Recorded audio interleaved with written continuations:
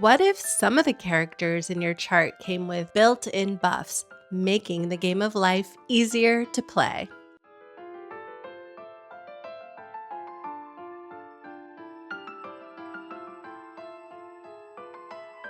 Welcome back to AstroMagic IRL. My name is Naomi. I'm your cosmic companion and everyday alchemist. Today we're talking about trines and sextiles, the buffs of your birth chart. These are the interactions between the planets or characters that help you flow through the game of life. They're grabbing XP, power-ups, and resources along the way. Ready? Let's go. If you've been following this series, you know that houses show where the action happens, planets are the characters, and zodiac signs show how those characters interact. But aspects are relationships between the planets. They show how your characters interact with each other. Are they building each other up, or are they causing a little drama? So in astrology, trines and sextiles are supportive aspects. They help energy flow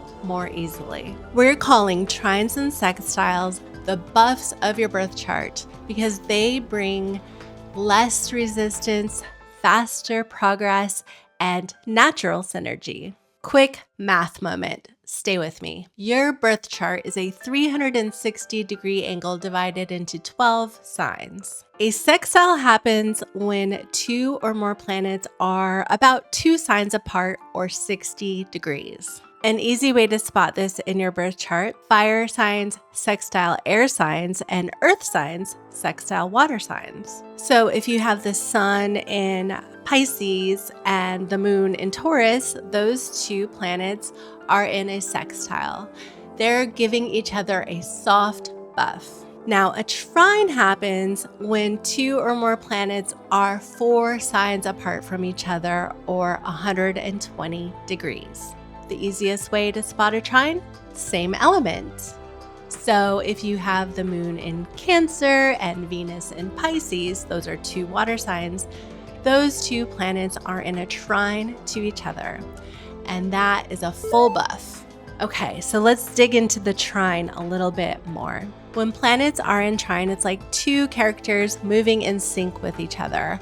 No resistance, same rhythm. There is an effortless flow between these 2 planets within 2 signs of the same element. It's an always on buff. It's always running in the background. So I'll give you an example from my chart so you can kind of see it in action. I have a grand fire trine, which is connecting multiple planets across 3 different fire signs: Aries, Leo, and Sagittarius, all 3 of the fire signs. And for me, this is like a self-fueling creative engine. I have constant spark, constant momentum, always creating something new, always moving towards the next thing. But I still have to choose where to aim this fire energy. Sextiles are a little different though. The connection is there. It just needs to be activated. It's not naturally moving at all times, like in the trine. It's like 2 characters who could work really well together, but someone has to make the first move. A sextile represents opportunity. It's an unlocked skill that you actually have to choose to use. So I have a sextile between my sun in Gemini and my moon in Leo, air and fire, and there's a natural harmony between who I am, my sun self, and how I feel, my moon self. But I still have to engage this harmony. Okay, let's talk a couple caveats here. One caveat: just because something is a trine or a sextile does not mean everything in the game is automatically easy. It just means there's less resistance. Remember the episodes on the benefics and the malefics? If you've got Venus and Jupiter, for example, working together, then yeah, that's pretty sweet buff. Expansive love, anybody? But if you've got the malefics, Saturn and Mars working together, well, they might be flowing, but they're probably plotting. Yes, they're working together, but they're bringing some intensity to the game of life. And any combination will play out differently depending on the planets, the signs, and the houses involved. So a trine or sextile isn't automatically the best buff. It just means the energy is flowing more easily. Buffs don't actually play the game for you. They don't make you an automatic winner.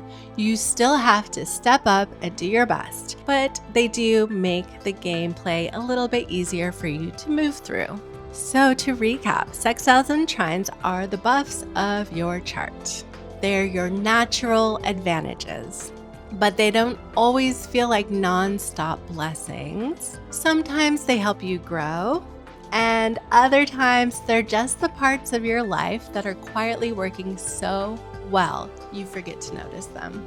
Next time, we are focusing on the Nerfs, the squares and oppositions. Where does your chart create the most tension and friction? And in the meantime, tell me which planets in your chart are in trine or sextile, and how does that show up as an advantage or an area of ease and flow for you?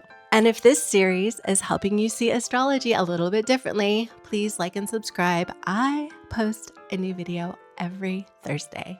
Thanks for watching. Until next time.